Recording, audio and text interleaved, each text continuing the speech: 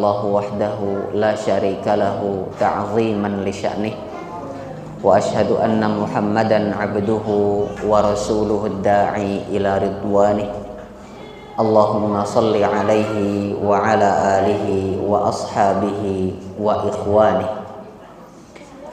Kaum muslimin dan muslimat, para jamaah musalla, alhamdulillah, yang semoga senantiasa dirahmati Allah Subhanahu wa taala.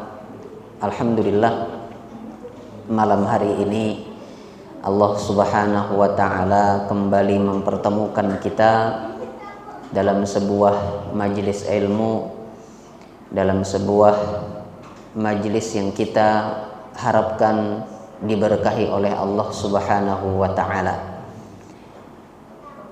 Sebuah majelis di mana kita membahas sebuah matan fikih pada mazhab Syafi'i, yang mana matan ini dikenal dengan matnu al-ghayah wa taqrib atau matnu Abi Syuja'. Sebuah matan yang ringkas yang berbicara tentang fikih mazhab Syafi'i. Pertemuan kita nang sebelumnya itu adalah pertemuan yang kita khususkan pembahasannya, itu kita lompati pembahasannya karena keperluan, yaitu pembahasan seputar fikih puasa secara ringkas yang diambil dari matan Abi Syuja' ini, Dan insyaallah ta'ala malam hari ini kita babulik pulang, kita kembali lagi, kita terusakan pembahasan matan Abi Syuja' yang sebelumnya, yaitu masih pada kitabut Thaharah, kitab bersuci, melanjutkan beberapa pasal yang ada di dalamnya. Pembahasan kita terakhir tentang kitabut Thaharah itu berbicara tentang air macam yang keempat, yaitu al-ma'u an-najis atau al-ma' al-mutanajjis, air yang najis atau air yang terkena najis. Hukum-hukumnya sudah kita bahas, yang insya Allah itu sudah cukup untuk permulaan sebagai dasar ilmu kita. Maka insya Allah malam hari ini ada 3 pasal yang ada di bawah kitabut Thaharah yang akan kita baca dan bahas insya Allah ta'ala.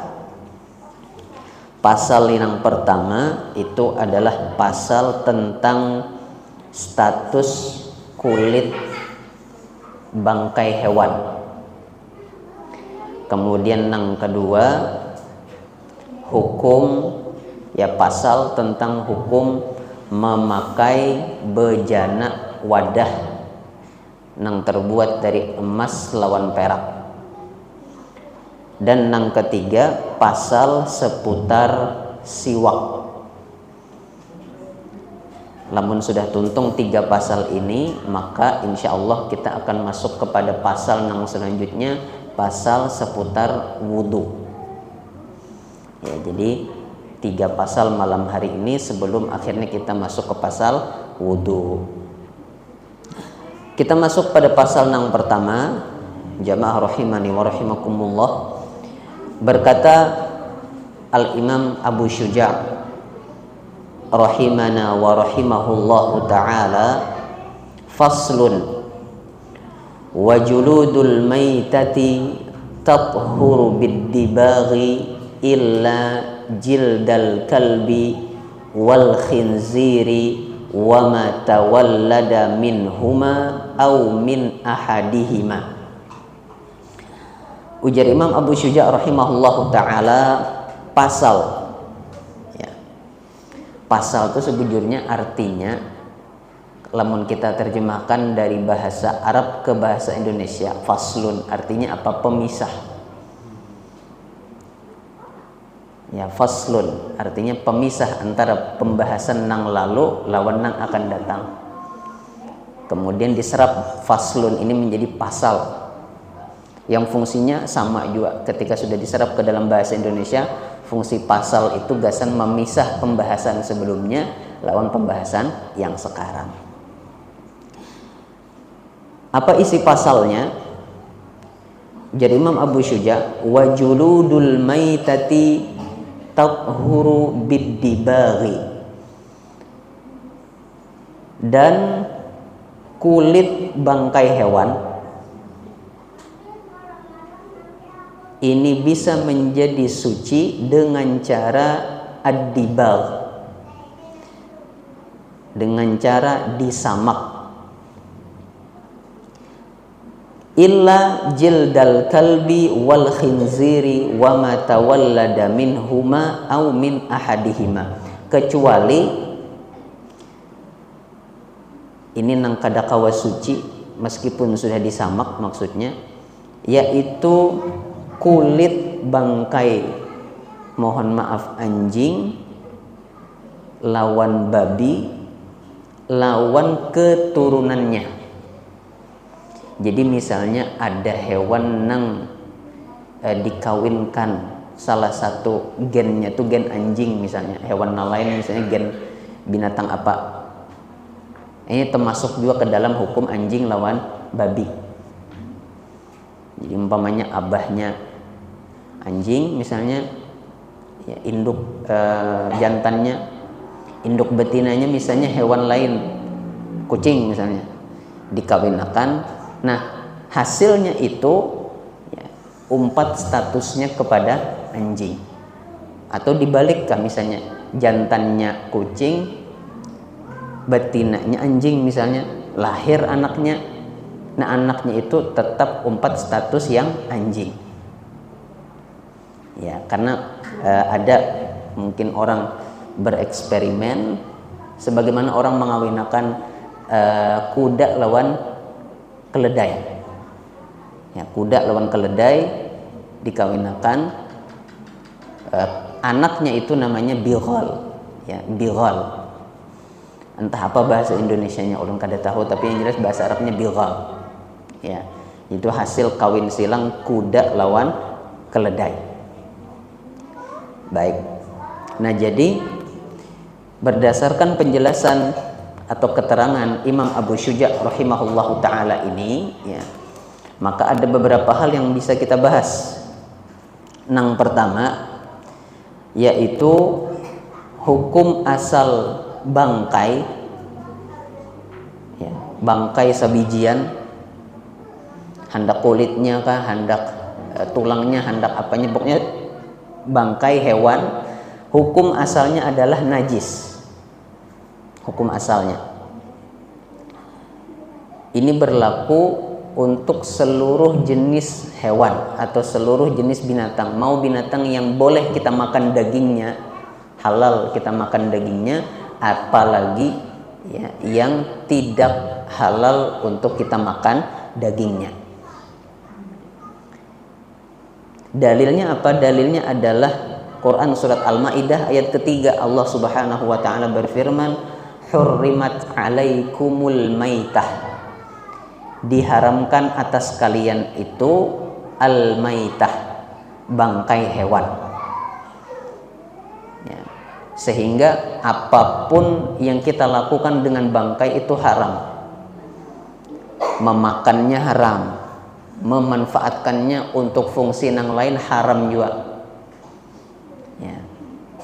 Karena apa? Karena diharamkan bangkai itu keseluruhannya. Ini hukum asalnya. Nah, lalu ada pengecualian. Ya. Pengecualiannya apa? Pengecualiannya tadi wajuludul maitah tathuru biddibagh. Tapi ada satu bagian tubuh bangkai hewan yang bisa jadi suci, yaitu kulitnya. Ya. Dengan cara disamak, ya, dengan cara ad-dibagh. Ya. Jadi bila ada misalnya buaya matinya tuh dengan cara yang kada wajar, misalnya kena tembakan. Nah, matinya buaya nangka ini jadi bangkai.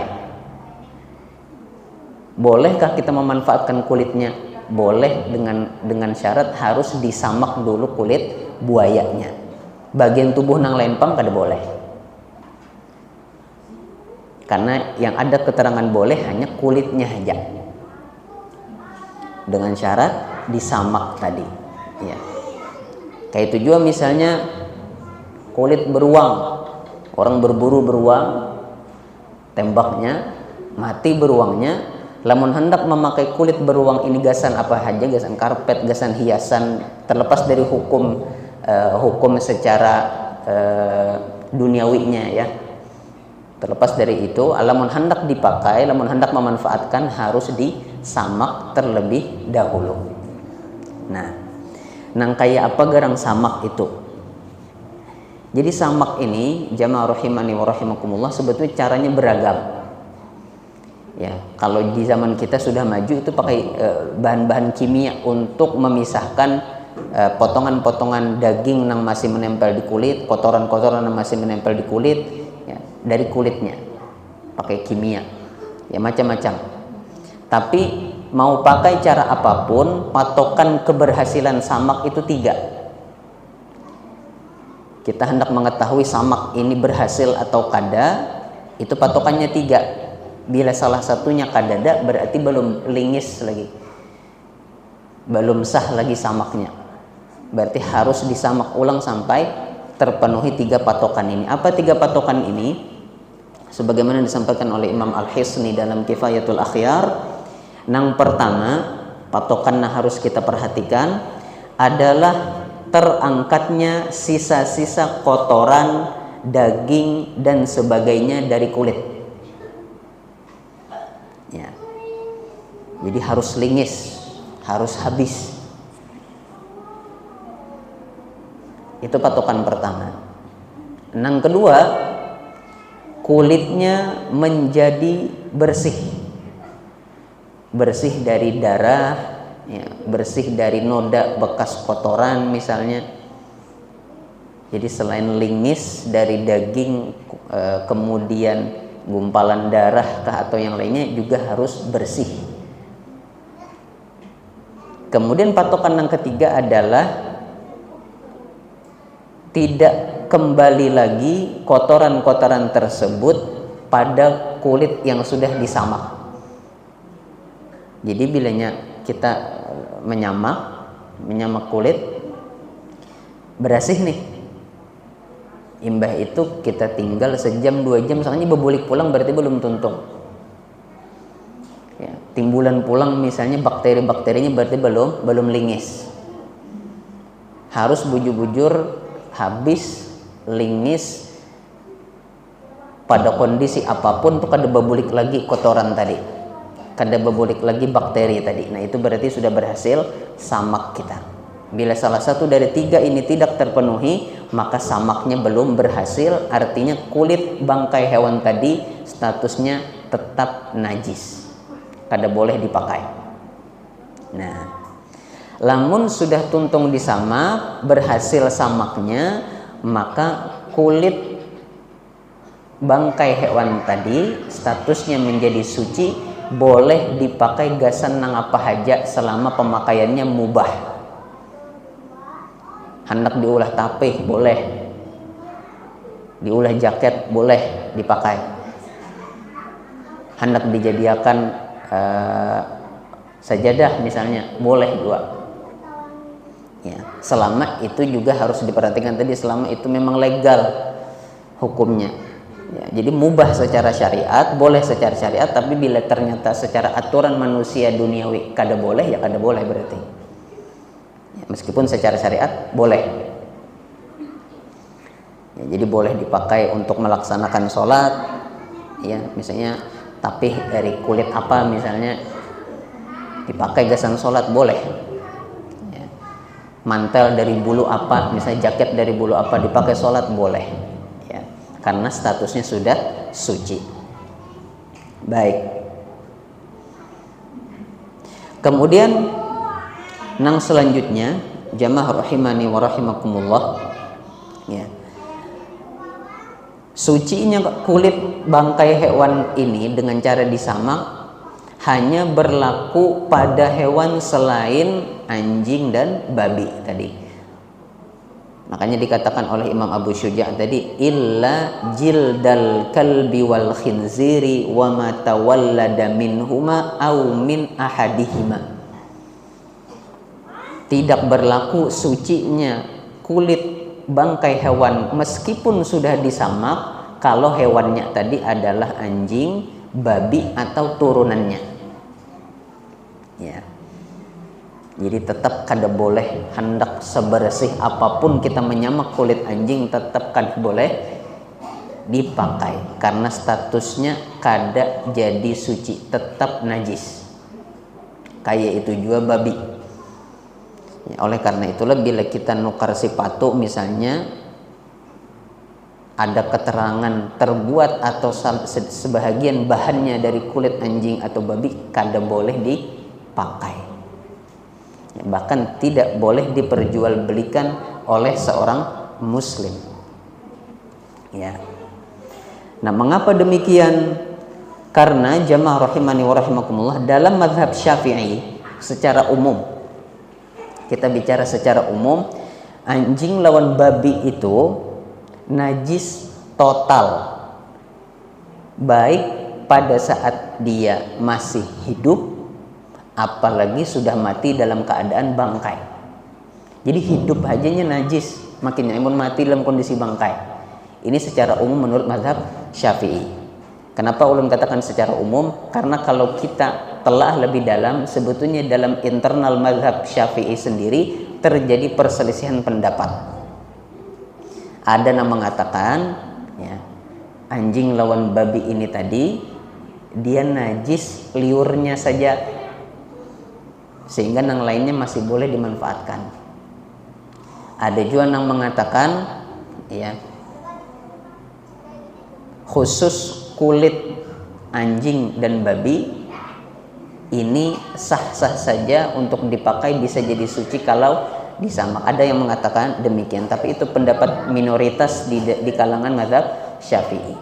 Tapi secara umum mazhab Syafi'i, ya, menerangkan bahwasanya anjing lawan babi itu secara total najis.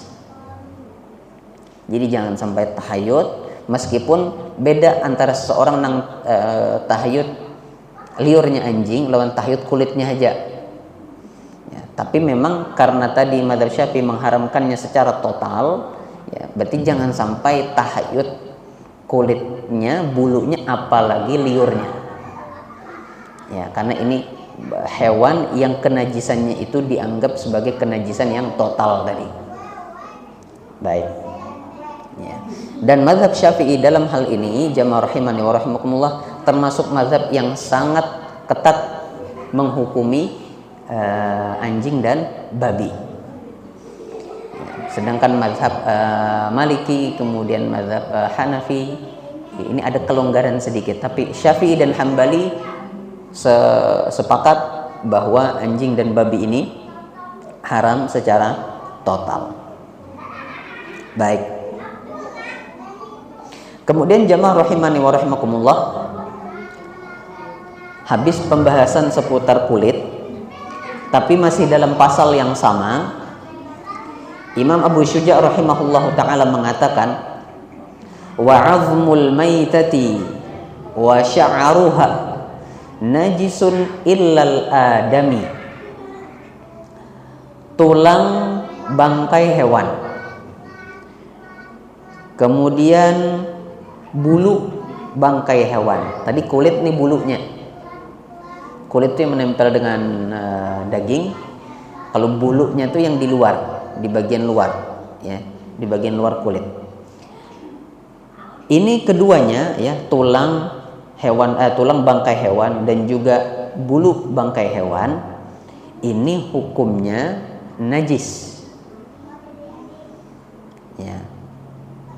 Dan memang kadang-kala diapa-apai hendak disamak kadang-kala, karena samak tadi berlaku untuk kulit, kada berlaku untuk tulang lawan bulu rambut. Jadi tetap najis illal adami, kecuali tulang atau rambutnya, mohon maaf, bangkainya manusia. Ini kadar najis. Tapi siapa juga hendak memanfaatkan kan? Tapi kalau bicara hukum kadar najis. Ya, jadi ada misalnya seseorang yang meninggal dunia karena terbunuh, maka rambutnya manusia dan juga tulang belulangnya ini statusnya tidak najis. Tapi bila itu terjadi pada hewan, apapun hewannya, menurut Syafi'iyah najis. Jadi satu-satunya bagian bangkai hewan yang masih bisa diselamatkan untuk dimanfaatkan adalah kulitnya. Ya, kalau tulangnya kada kawa, bulunya kada kawa juga. Ya. Meskipun dalam hal ini jamaah rahimani wa rahimakumullah, ya lagi-lagi di dalam atau di internal mazhab Syafi'i terjadi perbedaan pendapat, ya. Hanya saja di sini Imam Abu Syuja lebih memilih pendapat yang mengatakan bahwasanya tulang dan juga bulu bangkai hewan juga najis dan tidak bisa disucikan. Ya. Sebagian kecil di dalam mazhab Syafi'i ada mengatakan khusus untuk bulu, ya, ini suci.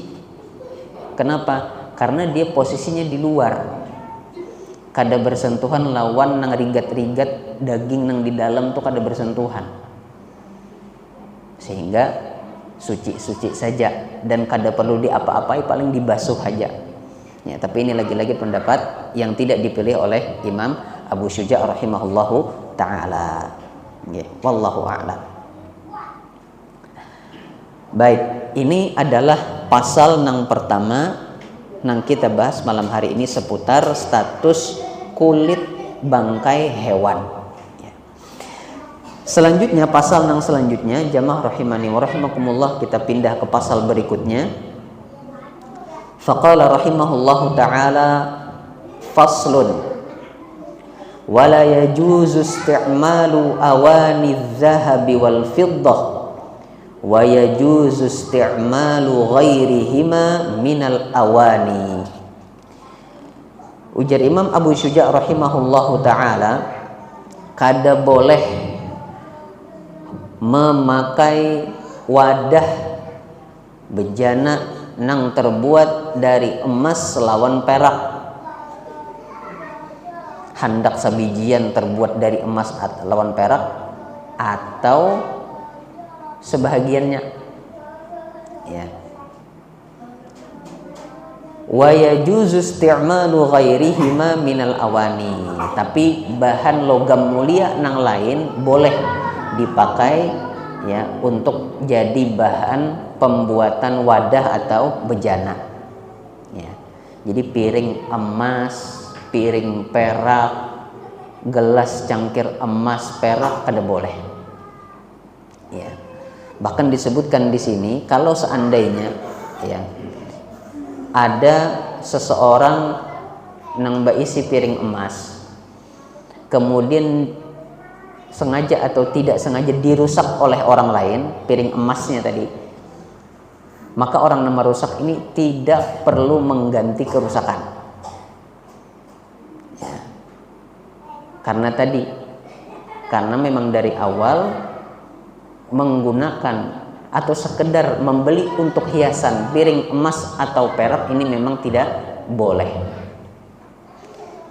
Jadi gasan hiasan kada boleh, makin nyai dipakai, ya, dipakai gasan makan, gasan minum umpamanya, atau manukar gayung bahannya dari emas atau perak, alasannya supaya wudu ulun sempurna, ya, misalnya, tetap kada boleh, ya. Kenapa? Karena ada hadis yang sangat jelas nang melarang akan perbuatan ini. Hadisnya sahih, diriwayatkan oleh Imam Bukhari dan Muslim, ya. Hadis ini diriwayatkan oleh sahabat yang mulia Hudzaifah ibnul Yaman. Nabi SAW bersabda, la talbasul harira walad dibaja, janganlah kalian menggunakan sutra dengan berbagai macam jenisnya, buat laki-laki. Wala tashrabu fi aniyatiz zahabi wal fiddah. Janganlah kalian minum dari gelas-gelas atau bejana-bejana perak dan emas. Ini berlaku lalakian binian. Ya. Nanti kita rinci. Kenapa? Kata Nabi SAW, fa innaha lahum fid dunya walakum fil akhirah. Karena sesungguhnya emas, perak, sutra itu tadi adalah untuk mereka, maksudnya untuk orang-orang yang kufur kepada Allah Subhanahu wa ta'ala. Sedangkan kalian nanti jatahnya sutra, emas, perak itu di surga. Sekehendakmu sudah di surga. Ya. Tapi di dunia kita tidak diberi izin untuk bermewah-mewahan dengan benda-benda ini. Ya. Nah, tinggal kita rinci hadis ini. Pertama, tadi Nabi SAW katakan janganlah kalian menggunakan atau memakai pakaian yang bahannya itu adalah sutra dengan berbagai macam jenisnya. Ya. Larangan ini jamaah rahimani wa rahimakumullah dijelaskan oleh para ulama hanya berlaku bagi laki-laki. Jadi bebinian boleh pakai sutra, boleh. Ya. Kalau lelakian kada boleh pakai sutra hukum asalnya. Boleh kalau ada keperluan. Seperti misalnya untuk meringankan penyakit kulit. Ya. Jadi kulitnya misalnya alergi dengan bahan katun, dengan bahan apa, sehingga setelah diperiksa dokter menyarankan ini pian kada kalau pakai baju katun, harus sutra pian. Mau kada mau. Ya, tapi jangan sambil dinikmati gitu. Ya, karena sejati ini rukhsah yang kita ambil, sebujurnya kada boleh, jadi boleh gara-gara ada uzur. Ya. Tapi secara hukum asal laki-laki tidak boleh menggunakan sutra. Makanya kita harus hati-hati, biasanya barangkali ada nama hadiahi kita tapih. Tapihnya itu setelah dicek sekalinya sutra. Nah, maka tapih ini lebih baik kada kita pakai, ya, biar bini aja yang pakai. Terserahnya nak dipakainya gasan apa. Ya.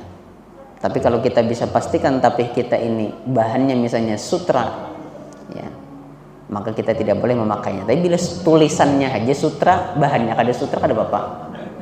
Ya, ada masih tapih tulisannya sutra sebujurnya, tapi bahannya kada sutra kada apa-apa itu. Kisahnya aja itu kada apa-apa. Ya, enggak. Jadi ini berkenaan tentang pakaian dari sutra. Kemudian kata Nabi SAW di hadis yang tadi, janganlah kalian minum di bejana yang terbuat dari emas dan perak. Makankah itu juga berlaku juga? Kada boleh juga kita makan dari piring emas dan perak. Begitupun aktivitas lain yang menggunakan bejana emas dan perak kada boleh. Nah, larangan ini jamaah rahimani wa rahimakumullah berlaku gasan lalakian lawan bibinian. Hanya saja bibinian boleh memakai emas dan perak sebagai perhiasan. Tapi lamun piringnya emas jua, ya, sandalnya emas jua misalnya, pokoknya serabanya emas. Nah, ini sudah lebih daripada perhiasan yang wajar, maka ini tidak diperbolehkan. Sebatas gelang, kalung, cincin, anting kada apa-apa. Ya. Itu pun juga tidak dipakai di luar rumah. Ya, tidak dipakai di luar rumah. Ya. Hanya untuk menyenangkan suami saja berhias di hadapan suami. Ya. Adapun untuk laki-laki, ya, tetap boleh berhias dengan perhiasan perak. Dalam hal ini perhiasan laki-laki cuma satu, cincin. Boleh. Ya, jadi yang kada boleh menggunakan perak selain untuk cincin bagi laki-laki. Adapun perempuan tidak boleh menggunakan perak dan emas selain untuk perhiasan tadi. Ya, mengapa demikian? Ya, alasan yang disebutkan oleh Nabi di hadis yang kita baca tadi adalah karena perbuatan ini sebetulnya atau barang-barang ini sebetulnya memang tidak dihalalkan untuk kita di dunia, tapi nanti di akhirat. Sedangkan menurut hadis yang lain yang diriwayatkan oleh Imam Muslim ada alasan lain, ya, atau lebih tepatnya rincian alasan. Kata Nabi Shallallahu Alaihi Wasallam, alladzi yashrabu fi aniyati dzahabi wal fiddah innama yujarjiru fi batnihi nar jahannam. Yang minum di bejana atau di cangkir emas dan perak, sesungguhnya dia sedang menyalakan api neraka jahanam di dalam perutnya, karena dia telah melanggar aturan Allah Subhanahu wa ta'ala. Hal ini dijelaskan oleh para ulama dikarenakan emas dan perak ini mudah sekali untuk memunculkan sifat al-kibru, ya, sifat angkuh pada diri manusia, ya. Dan semua hal yang berpotensi menimbulkan sifat angkuh dalam diri manusia oleh syariat dilarang, ya. Dan yang paling mudah untuk menimbulkan sifat angkuh adalah emas dan perak, ya. Mulai dahulu sampai wayah ini kada berubah emas perak itu, khususnya emas, ya. Apalagi wah ini emas larang berebut orang. Terbukti bahwasanya emas itu, ya, memang sesuatu yang berharga, ya, yang bisa menyilaukan seseorang. Nah, syariat kita itu selalu membatasi kita supaya tidak terjerumus ke dalam jurang keangkuhan. Jadi justru larangan ini untuk menyelamatkan kita sebujurnya, ya. Karena lamun sudah masuk sifat al-kibru, sifat angkuh, ya, ini ngalih mengobatinya. Salah-salah waliyadzubillah, kalau sifat angkuhnya sudah akut, sudah mendarah daging, jadilah seperti Qarun, ya, jadilah seperti Qarun. Padahal Qarun ini, jamaah rahimani wa rahimakumullah, Qarun ini sebujurnya masih punya hubungan keluarga dengan Nabi Musa alaihi salam, ya, ada hubungan kekerabatan. Bahkan sebelum Qarun akhirnya dibinasakan oleh Allah, sebelum Qarun itu punya banyak harta, Qarun itu tadinya termasuk orang-orang yang soleh, ya, disebutkan oleh Imam Ibnu Katsir. Akhirnya dia diuji dengan harta yang banyak, tentu saja emas ada di situ, perak ada di situ, ya, dia tidak sanggup menghadapi ujian tersebut, jadilah dia hamba yang angkuh, yang ketika diingatkan, ya, agar bersyukur kepada Allah dengan nikmat-nikmatnya tadi, kata Qarun apa? Innama utituhu ala ilmin indi. Badiam haja ikam. Aku dapat kekayaanku wayahin ini marga kepintaranku. Jadi dia ingkari yang memberi rezeki, dia tolak nasihat orang lain. Ini yang dikhawatirkan dari munculnya sifat angkuh, ya, baik. Dan segala hal yang kita lihat kalau menimbulkan sifat angkuh dalam diri kita lebih baik dihindari, meskipun secara syar'i dia tidak diharamkan. Tapi lamun ternyata kita malah jadi angkuh gara-gara benda-benda tertentu, maka lebih baik kita hindari. Wallahu a'lam. Jadi ini adalah pasal tadi yang membahas seputar hukum menggunakan wadah, ya, atau bejana yang terbuat dari perak dan emas. Sedangkan logam-logam mulia yang lain, ya, atau logam-logam biasa yang lain boleh untuk digunakan menjadi bahan pembuatan bejana atau wadah, ya. Nah, bagaimana sekarang dengan bejana yang tidak keseluruhan terbuat dari emas, jadi dilapisi emas saja, ya. Jadi mungkin bahan dasarnya misalnya baja, ya, atau besikah atau stainless steel lah misalnya, macam-macam, tapi lapisan luarnya emas atau lapisan di tengahnya emas. Nah, bagaimana hukumnya? Hukumnya secara umum, ulun katakan secara umum lagi karena ada perbedaan pendapat, tapi secara umum Syafi'i dalam hal ini memandang tetap juga tidak boleh. Meskipun misalnya ini cangkir, misalnya lapisan emasnya itu di bibirnya nih aja, yang segaris misalnya di sini, tetap kada boleh, ya, tetap kada boleh. Jadi semua yang ada unsur emas dan peraknya untuk penggunaan selain perhiasan ini tidak diperbolehkan. Wallahu a'lam. Tapi kalau ada benda nang warnanya haja emas, tapi bukan emas, warnanya aja, misalnya jam tangan warnanya emas tapi karek ya, luntur warnanya misalnya, ini kada jadi masalah. Tapi kalau ternyata jam yang berwarna emas tadi atau benda-benda lain yang berwarna emas tadi menimbulkan atau mendorong kita untuk memunculkan perasaan angkuh, maka lebih baik dihindari.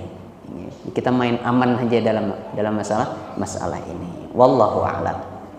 Baik, itu pasal nang kedua tentang penggunaan wadah yang terbuat dari emas dan perak.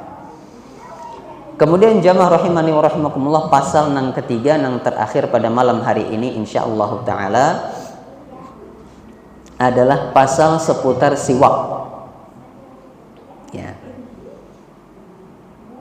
Nah, dalam penulisan buku biasanya kalau disebutkan pasal itu memang tidak mengharuskan bersambung dengan pembahasan sebelumnya. Makanya kalau kita lihat ya, tadi bahas kulit, tiba-tiba wadah emas perak, tiba-tiba nih siwak pulang, kaitannya mana aja. Memang tidak ada keharusan berkaitan, makanya dipisah dengan pasal. Ya, beda kalau dipisahnya dengan babun dalam bahasa Arab misalnya, ya, bab. Ini masih ada kemungkinan sangkut pautnya dengan pembahasan sebelumnya. Tapi kalau dengan faslun, ya, maka itu sudah dipisah dari pembahasan sebelumnya. Boleh ada kaitannya, tapi tidak harus ada kaitannya. Baik, pasal yang ketiga. Berkata Imam Abu Syuja' rahimahullahu taala, "Was-siwaku mustahabbun fi kulli halin illa ba'da zawali lis-shaim." Pasal siwak hukumnya sunnah, mustahab, dicintai di setiap kondisi kecuali pada saat matahari sudah tergelincir, artinya matan sholat zuhur sampai ke waktu maghrib. Nah, ini waktu yang tidak dianjurkan bersiwak bagi siapa? Bagi orang yang berpuasa. Bila kada puasa kada apa-apa, tetap dianjurkan, tetap disunnahkan. Tapi bila berpuasa, hilang tadi anjurannya, ya, hilang hukum sunnahnya ketika sudah masuk waktu sholat zuhur sampai ke maghrib. Ya, nanti kita jelaskan insyaallah. Kemudian selanjutnya Imam Abu Syuja' mengatakan, wa huwa fi thalathati mawadhi'a ashaddu istihbaban. Siwak itu pada 3 kondisi lebih ditekankan lagi anjurannya. Ya, kalau tadi dianjurkan di segala kondisi kecuali 1 kondisi, nah, ini ada 3 kondisi yang lebih dianjurkan lagi, anjurannya semakin kuat untuk kita bersiwak. Apa 3 kondisi tersebut? Yang pertama, inda taghayyuril fami min azmin wa ghairihi. Kondisi yang pertama, tatkala aroma mulut kita berubah karena tidak mengonsumsi apa-apa, kada mesti karena puasa. Karena bisa jadi orang kada puasa cuman memang kada hendak makan apa-apa atau minum apa-apa. Nah, dalam jangka waktu tertentu biasanya aroma mulut seseorang itu berubah karena tidak ada makanan dan minuman yang masuk. Itu yang dimaksud dengan azmun tadi. Ya, ini kondisi yang pertama yang kita sangat dianjurkan untuk bersiwak. Yang kedua, wa indal qiyami minan naum, pada saat bangun tidur.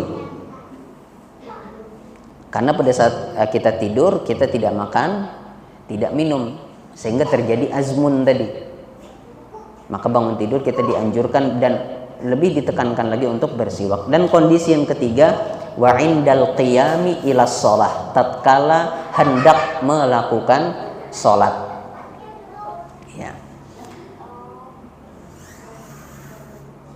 Ada beberapa hal yang ingin kita bahas. Yang pertama, tentang hakikat siwak. Nah, Mungkin kan yang kita pahami siwak itu harus pakai ranting pohon arok, ya, yang biasa dijual, ya, bisa diraut, bisa diigut, intinya supaya dia jadi berserabut itu sehingga bisa dipakai, ya. Nah selama ini mungkin kita kenalnya itulah hakikat siwak, ya, dan itu pemahaman itu sah-sah saja sebujurnya. Hanya saja siwak itu kada terbatas dengan alat itu saja.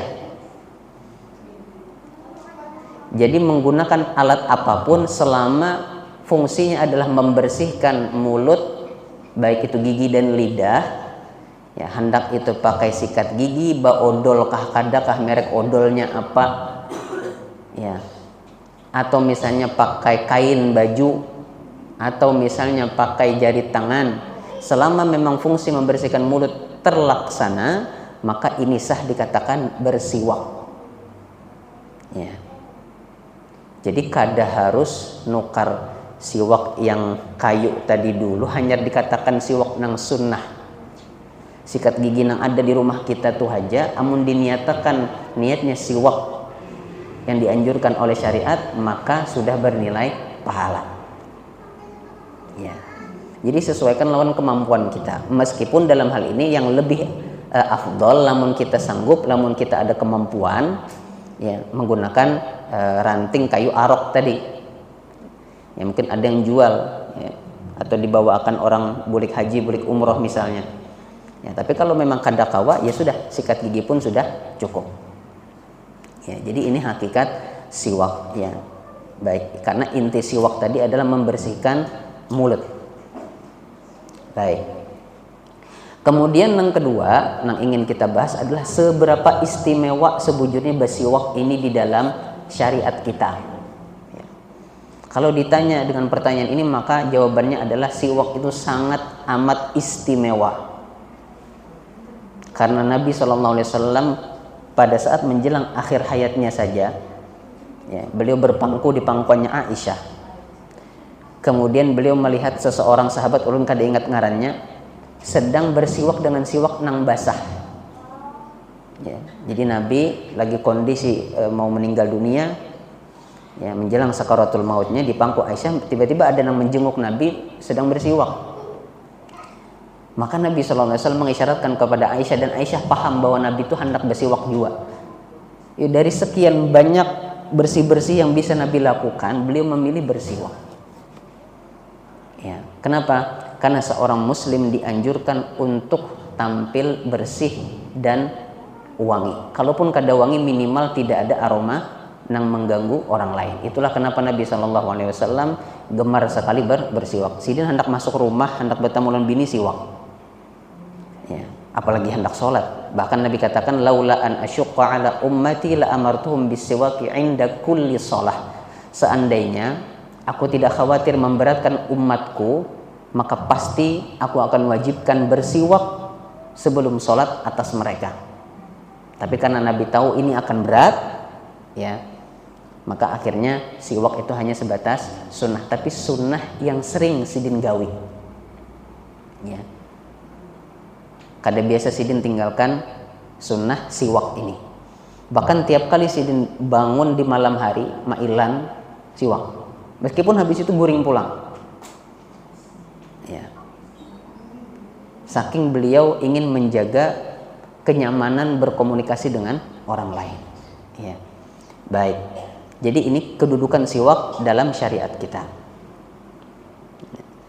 Kemudian yang ketiga, ini adalah penekanan dari apa yang disampaikan oleh Imam Abu Syuja tadi, ya, yaitu bahwasanya siwak itu dianjurkan dilakukan di setiap waktu, ya. Maksudnya apabila kawa kita bersiwak, itu bukan seharianan siwak aja seharianan, kan, bukan begitu maksudnya. Tapi apabila kita kawa, apabila ada kesempatan bersiwak, ya.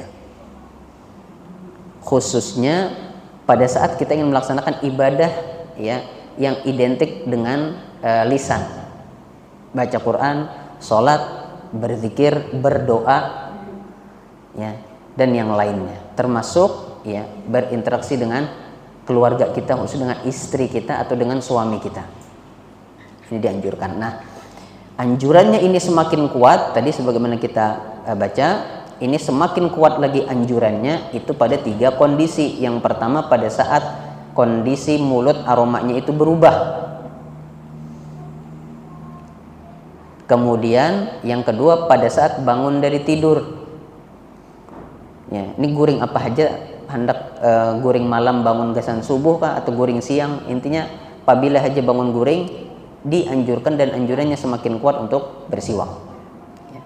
Wa indal qiyami lis-shalah, dan pada saat ingin melaksanakan sholat. Ya. Apalagi kalau kita sadar betul ini kondisi mulut kita ini memang sedang ada aroma yang bisa jadi orang kada katuju menciumnya. Kita sadar itu. Nah, namun pas sadar kayak itu, maka alangkah baiknya kalau kita luangkan waktu untuk membersihkan mulut kita terlebih dahulu sebelum akhirnya sholat. Karena sholat ini kan bahigaan lawan orang. Ya. Sholat ini kita bahigaan dengan orang lain, ya. Yang bisa jadi, ya, dia tidak bisa mentolerir aroma-aroma tertentu. Kita mungkin kada merasa kada apa-apa, ya. Tapi orang yang dihigan yang kita kada tahu, ya. Dan lebih parahnya lagi kalau seandainya orang itu kehilangan khusyuk sholatnya gara-gara aroma mulut kita. Jadi khawatirkan kita yang nanti tanggung dosa hilangnya khusyuk sholat orang tersebut, ya. Jadi kita harus pastikan ya pada 3 kondisi ini, kondisi mulut kita betul-betul bersih. Kada harus sampai harum, kada, yang penting aroma nang bisa jadi mengganggu orang tadi hilang barang. Ya. Mun sawat harum tuh udah luar biasa, entah diapai kalau sudah sampai harum mulutnya. Ya, tapi paling kada menghilangkan aroma tersebut. Nah, dan ada satu kondisi tadi di mana siwak ini tidak lagi dianjurkan, ya bahkan makruh hukumnya, yaitu pada saat matahari sudah tergelincir masuk waktu sholat zuhur sampai ke waktu berbuka bagi orang yang puasa.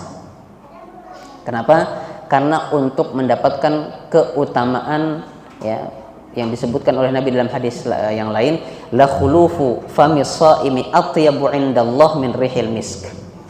Perubahan aroma mulut orang yang berpuasa secara natural ini lebih Allah sukai, ya, ketimbang aroma misik. Karena perubahan ini terjadi karena ibadah. Nah, oleh karena itulah kita biarkan aja sudah aroma ini ada. Ya.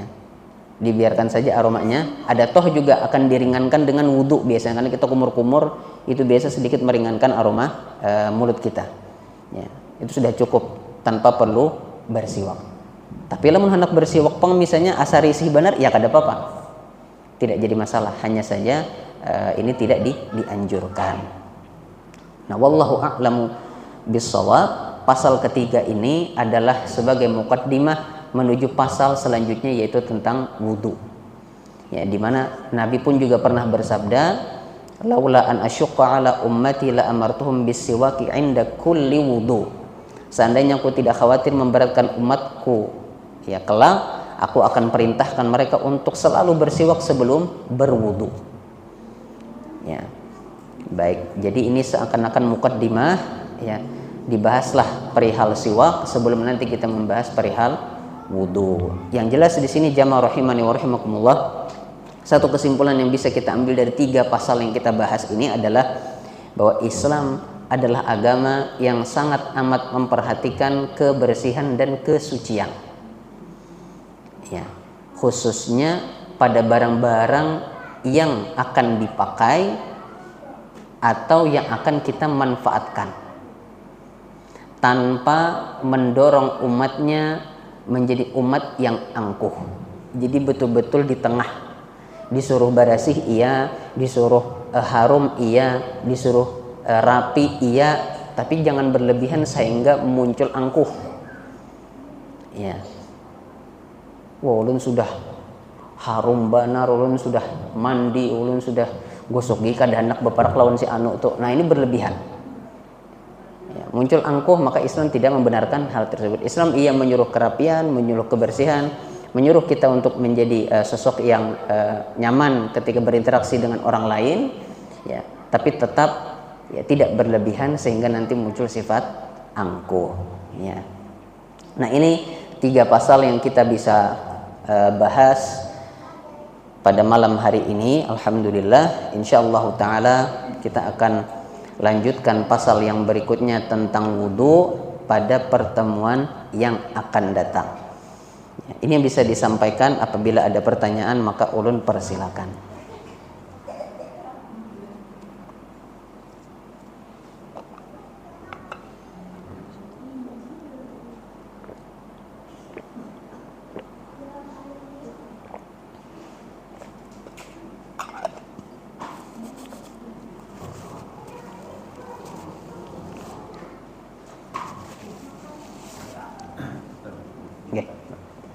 Kalau di Arab itu ada namanya ada kurma dilapisi emas dimakan. Kurma dilapis emas. Baik. Wallahu a'lamu bishawab. Ya, melihat dari keumuman larangan pemanfaatan emas untuk selain perhiasan perempuan tadi, ini juga termasuk hal yang tidak diperbolehkan. Ulun kada tahu hakikat emas di makanan ini apakah sama dengan hakikat emas logam mulia tadi. Mungkin itu dulu yang perlu kita pastikan. Jangan-jangan bahasanya aja emas tapi ternyata kandungannya misalnya kada sama dengan emas yang selama ini kita pahami sebagai logam mulia. Cuman kalau ternyata itu adalah emas yang memang logam mulia yang sebagaimana kita pahami, kemudian diproses sehingga bisa dimakan, ini kada boleh. Tidak boleh. Ini wallahu a'lam. Entah kayak apakah rasanya tuh. Bagaimana kalau bangkai hewan tadi yang boleh digunakan cuma kulitnya yang sama? Dengan tanduk biasanya dipakai oleh orang. Baik. Ya, pertanyaan yang bagus,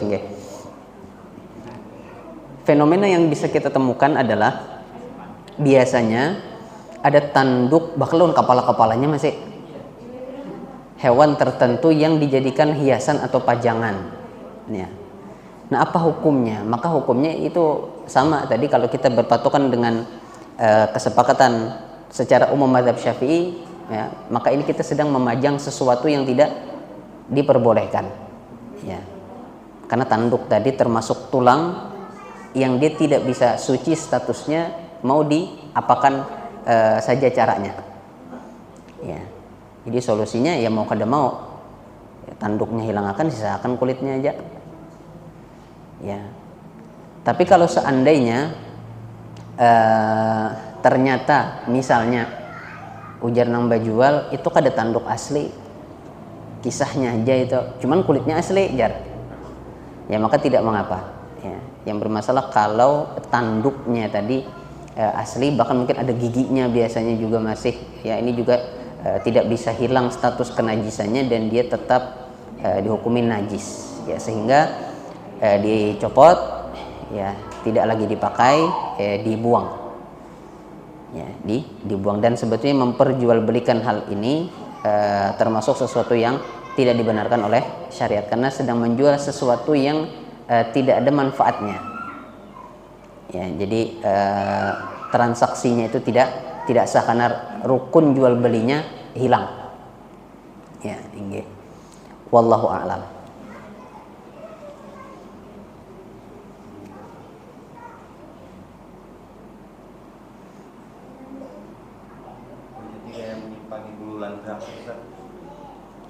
Nah, bulu landak tuh statusnya ya bahkan karas tuh. Itu bulu kah tulang kah itu? Itu mungkin harus dipastikan, Pak. Ulun kada tahu kalau tapi kalau dia bulu dan tulang tadi Syafi'iyah mengatakan tetap kada boleh. Kulitnya boleh. Tapi kalau bulu landak ngarannya aja sudah bulu berarti kada boleh juga. Ya, karena berdasarkan tadi azmul maitah wa sya'ruha najis. Tulangnya dan bulunya statusnya najis. Tapi kulit landaknya kalau sudah sama boleh. Tapi kalau bulu landak tadi terlepas dari itu dari apa terbuat, dia statusnya tetap najis. Hiasan yang kadang sekarang di sontek orang diawetkan kayak ada kuku, belalang, tetap dilarang. Oh, iya, baik. Dalam hal ini, kalau kita melihat tadi penjelasan seputar bahwa Syafi'iyah dalam hal ini secara umum ya, menganggap semua jenis bangkai itu berlaku hukum yang tadi kita sebutkan, ya. Maka tinggal kita lihat saja kalau hewan seperti kupu-kupu, ya, ini kulitnya ada di bagian mana kupu-kupu itu? Mungkin sangat kecil dari sekian persen tubuhnya itu kulitnya sangat kecil. Selebihnya itu bukan kulit, sudah statusnya. Kan sayap itu ngarannya sayap berarti kada kulit. Ya berarti termasuk sesuatu yang dianggap bangkai. Meskipun nanti kalau kita rinci, penjelasan lebih rinci dari perbedaan dalam internal mazhab Syafi'i ini, mereka berbeda pendapat nanti apakah bangkai hewan yang tidak mengalir darahnya itu berlaku sama dengan bangkai hewan yang darahnya mengalir. Ya, ini sengaja kada ulun rinci, ulun ambil garis besarnya saja, ya, karena di sini Imam Abu Syuja pun tidak menjelaskan lebih rinci akan hal tersebut. Sepertinya beliau memang dari awal mau konsisten, sekalinya itu hewan jadi bangkai, maka yang boleh dipakai hanya kulitnya. Jadi beliau mau konsisten di situ sehingga sekali beliau sampaikan hal tersebut tidak dibahas oleh beliau. Namun terlepas dari status hukum, katakanlah boleh. Misalnya khusus hewan yang tidak mengalir darahnya ketika dia mati, ya. Ini misalnya boleh masuk pengecualian. Nah, yang jadi pertanyaan selanjutnya, apakah jual beli barang yang seperti ini kemudian diperbolehkan? Karena manfaatnya hanya sebatas pajangan tadi. Ya. Jadi masuk ke situ pulang pembahasannya. Ya. Kalau ternyata ini termasuk jual beli yang tidak ada manfaatnya misalnya, nah maka ya kita dari awal membelinya saja sudah bukan perbuatan yang bijak. Kalau sudah terlanjur beli maka simpan saja. Simpan dalam arti turunkan dari pajangan, ya, hendak di mana lah. Jadi wallahu alam kurang lebih seperti itu solusinya. Nggih. Oh, nggih. Nggih, baik. Ya. Nggih, ya pertanyaan yang bagus ya, karena siwak ini kan sebetulnya lain adat kita, siwak nembak kayu tuh. Baik. Imam Hisni di sini, jamaah rahimani wa rahimakumullah.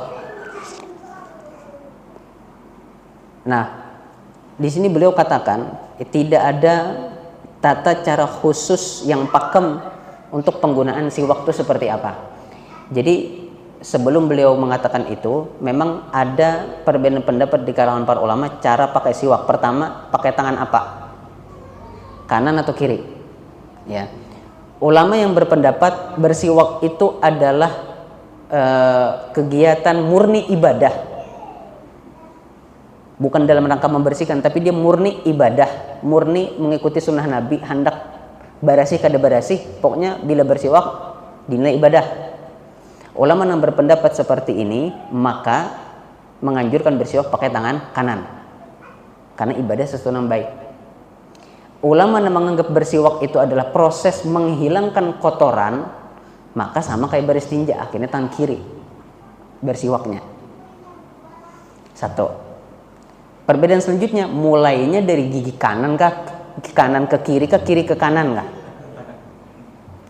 Nah, kembali ke tadi yang menganggap itu adalah ibadah, ya mulai dari kanan. Ya. Yang menganggap itu bersih-bersih mulai dari kiri. Ya. Ada juga yang mengatakan meskipun itu ibadah, ya, tapi berhubung yang dibersihkan itu atau yang jadi objek ibadahnya adalah sesuatu yang punya kotoran, ya tetap dibersihkan dari kiri. Jadi pakainya tangan kanan mulainya di kiri. Ya, ini jadi ada berbagai macam versi. Jadi waktu ulun di pondok dulu pertama kali ada orang kunjungan kedutaan Saudi ke pondok dulu bagi-bagi siwak sih Din. Itu berbeda pendapat dan saling menegur. Salah tuh antum begitu, tangan kiri harusnya. Ya sebenarnya ada tangan kanan. Ya, jadi bukannya orang imam sudah angkat takbir nih asik berbeda pendapat nih akhirnya. Ya, padahal dalam hal ini Imam Hisni mengatakan tidak ada ajaran atau tuntunan khusus tata cara bersiwak. Jadi silakan aja, mau pakai tangan kanan boleh, mau tangan kiri boleh, mau dia dibasahi dengan air silakan, mau dia keringan juga misalnya tidak ada masalah, silakan. Ya. Mau jenis kayunya yang masih muda yang agak basah silakan, mau yang sudah agak kering silakan, karena setahu ulun fungsi yang basah lawan yang kering itu beda. Ya, setahu ulun yang kering itu untuk menghilangkan noda kuning. Ini sebatas pengetahuan ulun. Sedangkan yang basah itu untuk menyegarkan. Jadi fungsinya memang beda, yang kering lawan yang basah. Makanya biasanya sebagian orang itu siwaknya dia dua sisi. Satu yang berserabut, yang basah. Sisi satunya tuh nang ya diraut biasa aja, karena untuk memanfaatkan fungsi masing-masing. Ya, jadi dalam hal ini tata caranya bebas. Begitu pula dengan gosok gigi tadi bebas kayak apa aja caranya, memutarkah, ini terserah aja ya. Tapi yang perlu kita perhatikan pada saat bersiwak jangan lupa niatnya. Niatnya harus muncul di situ, niat untuk beribadah. Ya, lamun niatnya sekedar membersihkan gigi aja, ini kada ada pahalanya karena termasuk kebiasaan biasa. Ya, jadi harus dihadirkan niat untuk mengikuti sunnah Nabi sehingga barulah terhitung sebagai ibadah yang ada pahalanya. Nggih. Nggih, silakan Pak. Sisiknya terenggiling. Ya, sisik ini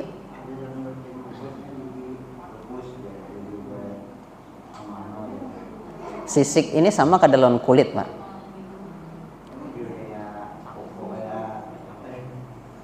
Nah, secara definisi kalau misalnya sisik, ini kita kembalikan ke definisi orang yang paham, ya. Tapi patokannya kalau ternyata pengertian sisik terenggiling itu sama dengan kulitnya, maka selama sudah disamak boleh dipakai. Tapi kalau ujar orang nang ahli kada sama, sisik ya sisik, kulit ya kulit, nah berarti kada boleh dimanfaatkan untuk alasan apapun, kecuali kalau memang kada ada lagi di muka bumi ini obat selain obat dari sisik terenggiling tadi, baru boleh ya, baru boleh. Sebagaimana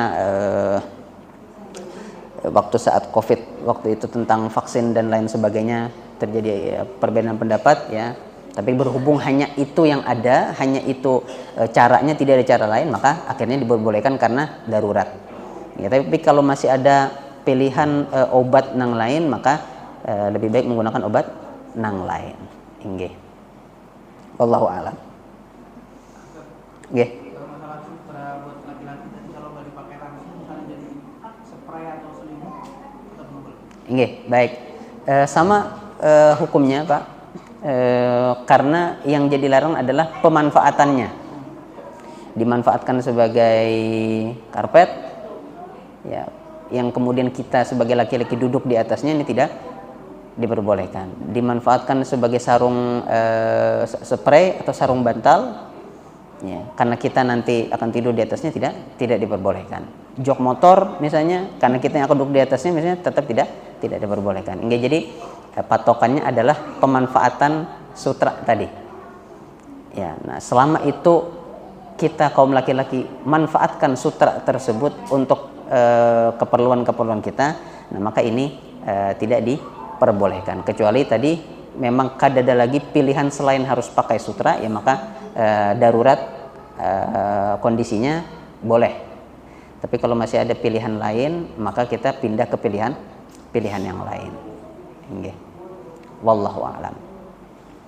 Nggih, Pak, silakan. Liurnya mohon maaf, Pak. Liur sarang burung. Nggih. Baik. Pertama, liurnya burung walet ini kan pada saat waletnya masih hidup. Sehingga waletnya belum bangkai. Yang kedua, tidak ada dalil yang menjelaskan kenajisan liurnya walet.